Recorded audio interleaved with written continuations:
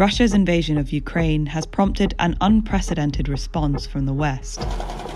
Economic warfare. The European Union and its partners are working to cripple Putin's ability to finance his war machine. We are resolved to continue imposing massive costs on Russia. Western sanctions have sent shockwaves across Russia's economy. The ruble has sunk to another record low. But will it be enough to stop Putin? Our experts weigh in. What sanctions have been imposed on Russia, and how severe are they? One category is financial sanctions. There have been various measures targeting Russian banks. A number of them have been blocked from SWIFT, which is a messaging system for cross-border payments. And then on top of the banking sanctions, there's a number of measures involving sovereign debt, including restrictions to secondary trading of Russian sovereign debt. And Russian companies and banks have had their access to Western financial markets cut. But the biggest bazooka of all on the financial front is the sanctions against the Central Bank of Russia. The third category, I would say, is measures targeting Vladimir Putin himself, members of his circle, and a number of oligarchs who are seen as either being close to him or supportive of the Kremlin.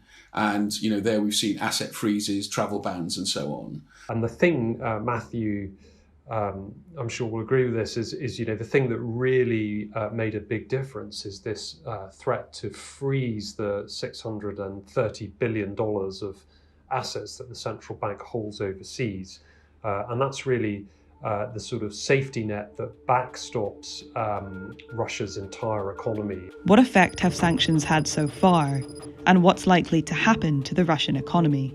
The effect of sanctions is really to create a kind of heart attack in Russia's financial system, and that's the first and most important effect. So you've seen the ruble fall as people worry about capital flight, worry that the central bank no longer has the foreign assets it needs to defend the currency. The share prices of Russian firms that are traded in Moscow or offshore have collapsed, including the banks.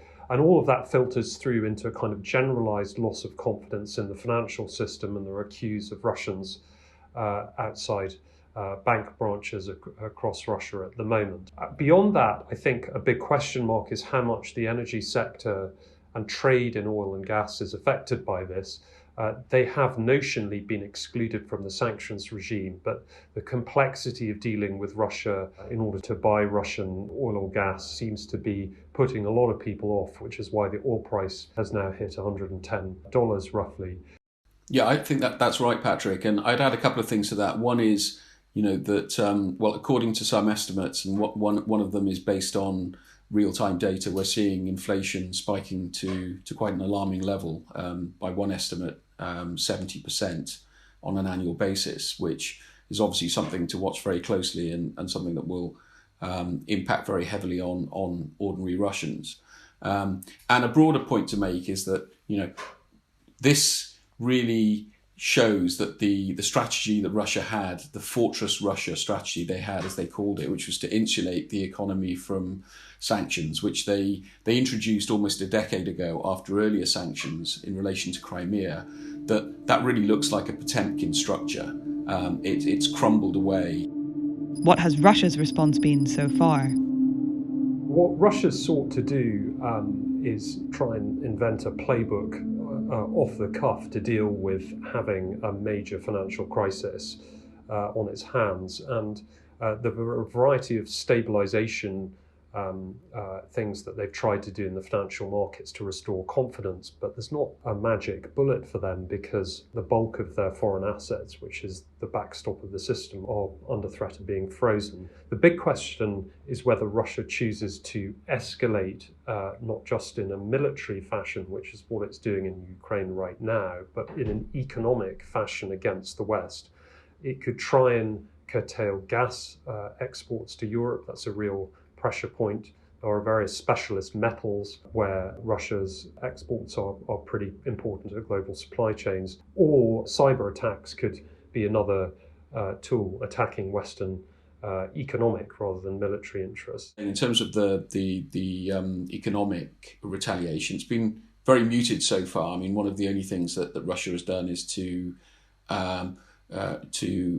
announce a tit-for-tat ban on planes from a number of countries using its airspace and using its airports. And interestingly, if Russia does manage to take full control of Ukraine, it could hold back things like rare gases, which Ukraine is a big supplier of and which are used in the manufacture of semiconductors. They're important in semiconductor etching. So that's just one example of a lever it could pull on the basis of taking control of Ukraine if it manages to do that. Will economic warfare help to stop Putin? I don't think anyone, including Western leaders and officials, thought that sanctions alone would persuade Vladimir Putin to pull his troops out of Ukraine. I don't think anyone was naive enough to think that even dramatic financial sanctions would on their own do that. But sanctions are about several things, really. And one is, I suppose, on a basic level, just showing that there's a cost to be paid. That if you're if you engage in something as reckless as invading a neighbouring country, that you're going to pay a price. The glass half empty view on this is sanctions have already kind of failed. They failed to deter the invasion of Ukraine and will probably fail to lead Russia to end that invasion and retreat back within its own borders. But I think the glass half full view is rather different, and it's that in the short term, sanctions change the incentives potentially of Russia's leadership and Mr. Putin, and that it creates a dynamic where if they scale back the violence in Ukraine, there can be a reciprocal scaling back, partial scaling back of economic sanctions. So it gives the West an ongoing lever with which to try to influence Russia's behavior. And it may be that lever yields results. If it does not, and Russia continues on its path of action in Ukraine, causing devastation, then sanctions still have a different function, which is to significantly weaken Russia's economic capabilities. And in the end, that will have a significant impact on its military capabilities over time. Thank you for watching. For more of our coverage on Ukraine, please click on the link and don't forget to subscribe.